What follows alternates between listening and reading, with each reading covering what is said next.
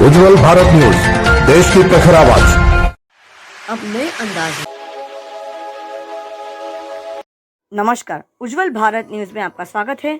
वलसाड़ अब उन महानगरों की सूची में शामिल हो चुका है जिन महानगरों में बड़े बड़े आधुनिक रक्त परीक्षण के लिए मशीनें आ चुकी है। अब वलसाड़ में भी ऐसे प्रकार के थर्मो साइंटिफिक 16 बैग एक साथ जिसकी परीक्षण करने वाले इस प्रकार की हुबर ग्रुप के द्वारा रेफ्रिजरेट सेंट्रीफ्यूज मशीन जो एक साथ 16 रक्त के बैगों को कैपेसिटी रखता है, जो एक साथ 16 बैगों की परीक्षण वो कर सकता है। इस तरह के आधुनिक मशीन वलसाड़ रक्तदान केंद्र में आने के बाद रक्त परीक्षण की जो गति है उसमें और ज़्यादा गति मिलेगी और ज़्यादा सुविधापूर्वक हो जाएगा। दर्दियों के लिए, पेशेंटों के लिए, जो लोग यहाँ पे रक्त परीक्षण करने आते हैं, यहाँ पर 16 बैगों की ये आधुनिक मशीन लग जाने के बाद रक्त परीक्षण करना और भी आसान और तेज़ गति हो जाएगा।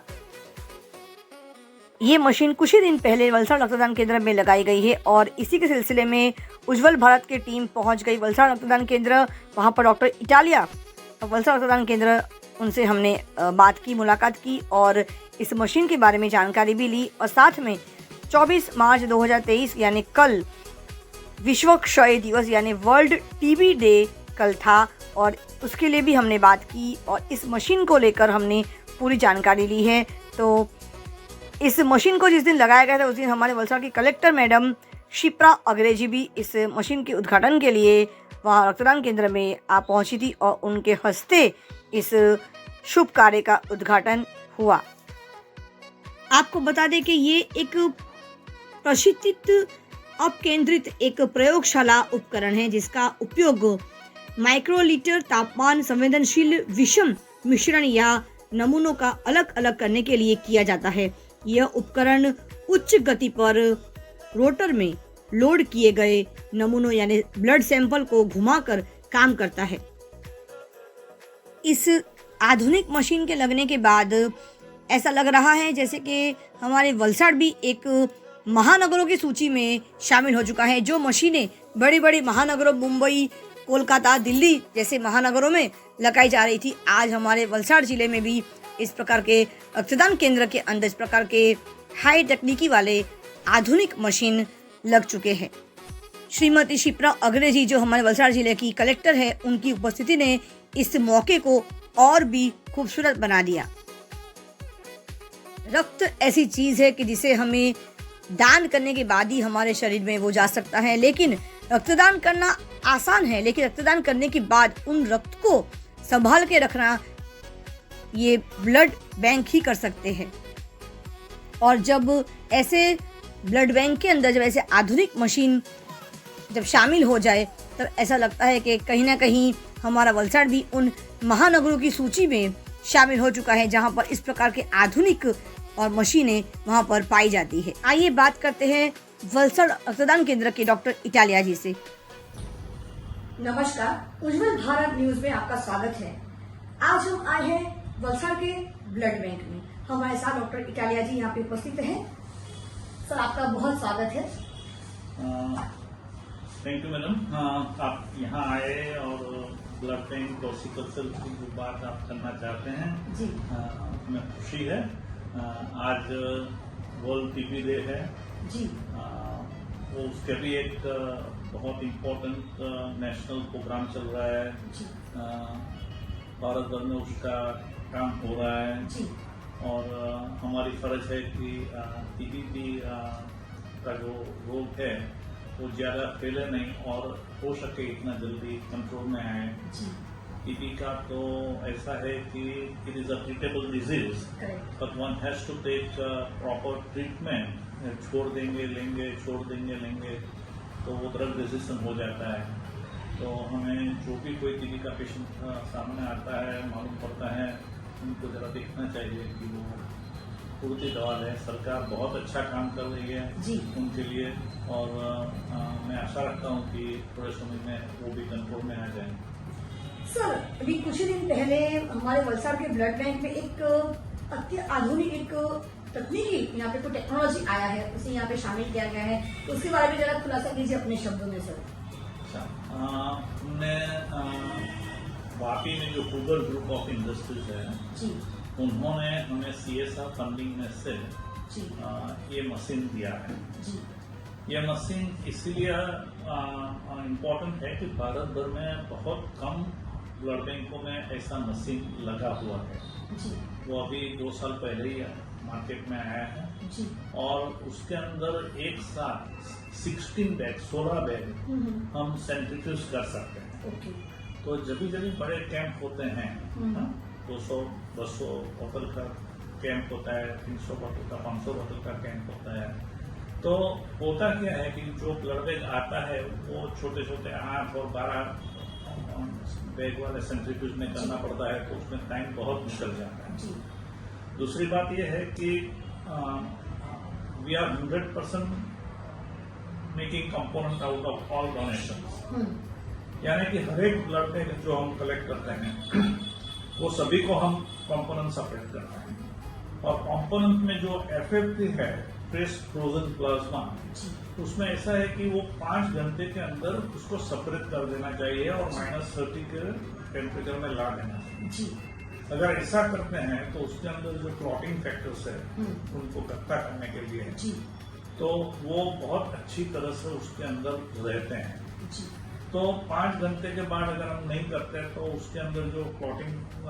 फैक्टर्स है वो कम हो जाते हैं। जी हाँ, और वो प्रायो पूर प्लाज्मा बन जाता है। जी तो इसलिए जितना जल्दी हो सके इतना सेंसिटिव होना चाहिए और उतना अच्छी तरह से होना चाहिए कि उसके वो मशीन खड़ा रहने के टाइम पे हलेगा नहीं, गिरेगा नहीं। जी हाँ, तो वो सब चीजें जो रहती है वो ये नए मशीन के अंदर बहुत अच्छी है।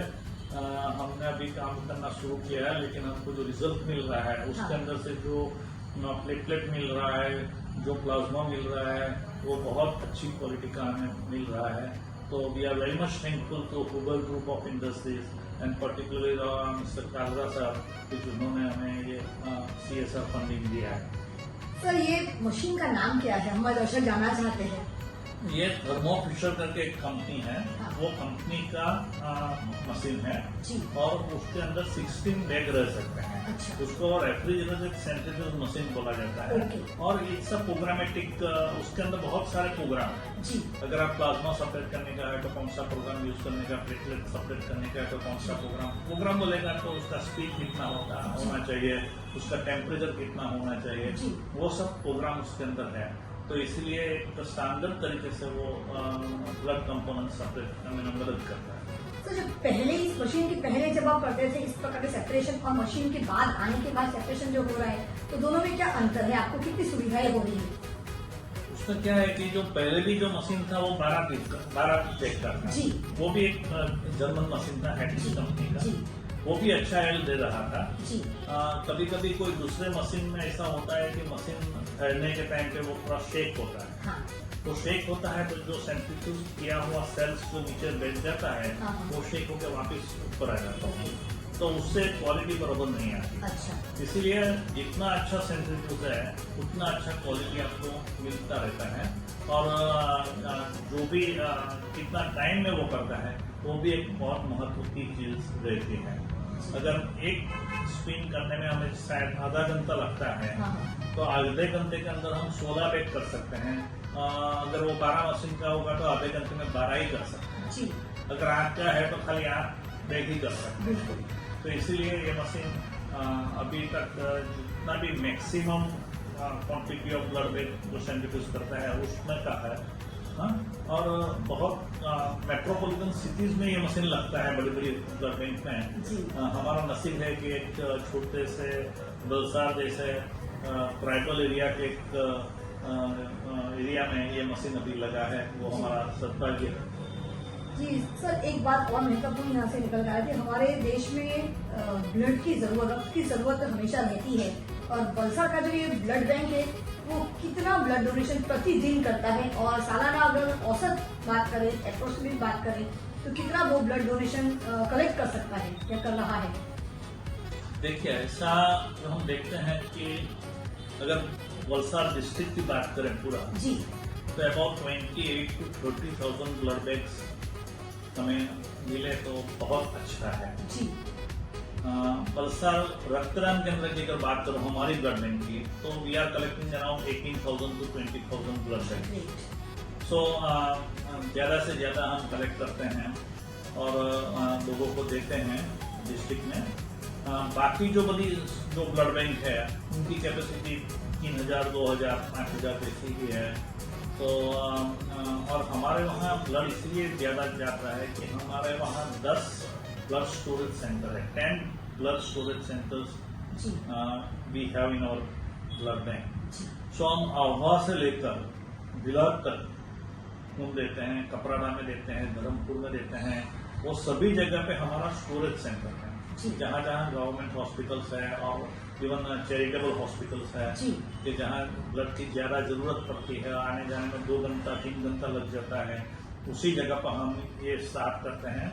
सरकार आजकल रीजनल ब्लड बैंक प्रमोट कर रही है कि एक ही जगह पर आप इकट्ठा हो, उसकी क्वालिटी मेंटेन हो, एक अच्छा ब्लड वहां से मिल जाए और सभी सेंटर के ऊपर readymade blood banks are available for emergency use.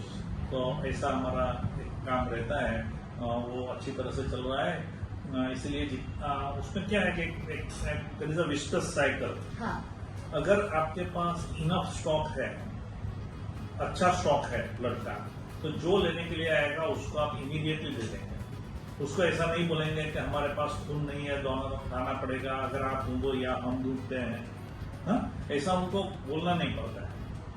The moment there is a shortage of blood bank we have to request patients relative, क्या भाई ठहरो, हमारे वहाँ स्टॉक नहीं है, अगर आप में से कोई है तो आप डोनेट करो, या आपके कोई फ्रेंड सर्कल में से किसी को बुलाइए, या हम कैंप ऑर्गेनाइजर को फोन करके और डोनर को फोन करके बुलाते हैं।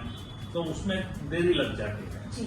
और जब भी कोई कैंप ऑर्गेनाइजर या ब्लड डोनर जो हमारे वहाँ ब्लड देता है रेगुलरली, उसको हम ऐसा बोलते हैं कि अभी मेरे पास ब्लड नहीं है, लाना पड़ेगा, ढूंढना पड़ेगा, हम लोग ट्राई करते हैं, आप भी ट्राई करो, तो उनको अच्छा नहीं लगता है। तो दिस पीपल जिसको अच्छा नहीं लगता है वो दूसरी बार खून देने के लिए तैयार नहीं होते जल्दी। लेकिन जब भी ब्लड बैंक के अंदर इनफ स्टॉक है तो हम सबको संतोष दे सकते हैं और हम भी संतोष से जी सकते हैं। सर, मोस्टली देखा जाए ऐसा कौन सा ब्लड ग्रुप है जो बहुत रेयर केस में मिलता है और बहुत मुश्किल होती है उसको कलेक्ट करना, या फिर बहुत मुश्किल से हम किसी पेशेंट को भी वो दे सकते हैं, जो बहुत रेयर केस में होता है, जो मिलता ही नहीं है, बहुत मिनिमम क्वांटिटी में रहता है, तो ऐसा कौन सा ब्लड ग्रुप है? अपने वहाँ मोस्ट कॉमन अगर कोई ब्लड ग्रुप ऐसा है तो वो बॉम्बे ग्रुप है। अच्छा। बॉम्बे ग्रुप क्या है कि वो O पॉजिटिव ग्रुप है और O नेगेटिव ग्रुप है। हाँ। यानी कि उसका ग्रुप कोई रहता है जी। लेकिन वो दूसरे O ग्रुप वाले से मैच नहीं होता। अच्छा। उसके अंदर एक H एंटीजन जो आता है वो हाँ। एब्सेंट और प्रेजेंट रहता है, इसीलिए ऐसा होता है। जी। तो ऐसा आदमी को अगर खून की जरूरत हो तो अगर आपके पास कोई दूसरा बॉम्बे ग्रुप वाला नोन डोनर है तो हम उसको बुला लेते हैं। लेकिन होता क्या है कि हमारे पास 5-7 डोनर हैं, 5-7 में से लगभग 4 से 5 डोनर ऐसे हैं कि जो उम्र दिखा चुके हैं। हाँ। भारत के अंदर 65 इयर्स का आदमी ही डोनेट कर सकता है, उसको ऊपर वाला डोनेट नहीं कर सकता। अगर किसी को जान बचाने की जरूरत है और डॉक्टर ऐसा सोचे कि भैया 65 से प्लस वाला भी अगर दे सकेगा तो उसको नुकसान होने वाला नहीं है, then our doctor's own risk we can collect the blood and supply it. बाकी जो 2-3 डोनर जो रहते हैं उनको बार बार बुलाना पड़ता है जी। और उनका भी हेमोग्लोबिन अच्छा रहना चाहिए, उनकी तबीयत अच्छी होनी चाहिए, कुछ न कुछ भी हो सकता है। तो सबसे अच्छा तरीका ये रहता है कि जिस पेशेंट के अंदर बॉम्बे ग्रुप मालूम पड़ा और कंफर्म हो गया, वो उनके रिलेटिव्स को, आप क्लोज रिलेटिव है उनके ब्रदर्स सिस्टर्स, उनके माँ बाप, और अगर माँ के फैमिली के अंदर से मिला है तो उनका फैमिली मेंबर, फादर के अंदर मिला है तो फादर के दूसरे फैमिली मेंबर, उनको स्क्रीन करो जी। और अगर उसमें से शायद मोस्टली मिल जाता है जी। लेकिन उस टाइम वो सब करना पड़ता है, इमीडिएटली करना पड़ता है। अगर इसी तरह ही हमने ये जो हमारे 5-7 डोनर जो अभी हमारे पास है वो सब डोनर ऐसे ही हमने ढूंढे हैं कि यहाँ एक पेशेंट की महिला थी, आज से मैं 1985 की बात कर रहा हूँ। ओके। तो उस महिला का ब्लड ग्रुप ये बॉम्बे ग्रुप निकला। तो हमने सोचा कि कहाँ से मिलेगा बॉम्बे में, जहाँ ब्लड ग्रुप रेफरेंस सेंटर और जो इंस्टीट्यूट ऑफ इम्यूनो हेमेटोलॉजी है जहाँ इसका रिकॉर्ड रहता है, तो वहाँ पूछा, लेकिन कोई डोनर मिला नहीं। फिर बाद में हमने स्क्रीन किया उसके ब्रदर सिस्टर को, तो उनके 2 ब्रदर का बॉम्बे ग्रुप निकला। तो उसमें से ब्लड लेके वो लेडी को दिया और बाद में वो लेडी भी डोनेट कर रही है। लेकिन अभी तो वो लोग सब 70+ हो गए हैं। वो खून देने की ये नहीं है अभी उनके पास, लेकिन उनके बच्चे में से किसी को मिला है तो वो दे देते। सर एक आखिरी क्वेश्चन है, महत्वपूर्ण क्वेश्चन है कि हमारे इस ब्लड बैंक की बात करूंगी और इस ब्लड डोनेशन कैंप की बात करूंगी, तो आपने जो भी नई मशीन यहाँ पे लगवाई है, तो कितने मशीन टोटल लगवाई गई है यहाँ पर? देखिए अभी हमारा ब्लड बैंक जो है बहुत आधुनिक तरीके से हम चलाते हैं जी।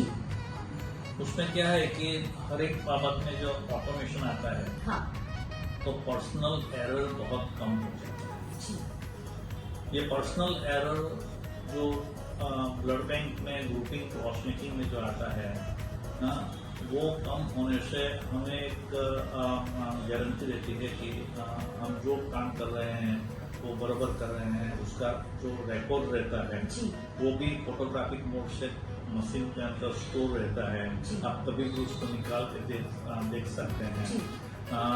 हम जो ब्लड लेते हैं, जिस डोनर का ब्लड लेते हैं, वो डोनर का ब्लड को भी हम एटिपिकल एंटीबॉडीज के लिए स्क्रीन करते हैं, और जिसको खून देते हैं वो पेशेंट का भी ब्लड का हम एंटीबॉडी स्क्रीनिंग करते हैं। तो उसमें क्या होता है कि अगर कोई छोटा सा एंटीबॉडी अगर उनके अंदर है जो डोनर के साथ रिएक्ट कर सकता है और डोनर का एंटीबॉडी पेशेंट के साथ रिएक्ट कर सकता है, उसको हम एलिमिनेट कर सकते हैं। तो ये प्रोबेबली वलसाड डिस्ट्रिक्ट में शायद हमारी ब्लड बैंक ऐसी है कि जो ये सब चीज़ अभी कर रही है।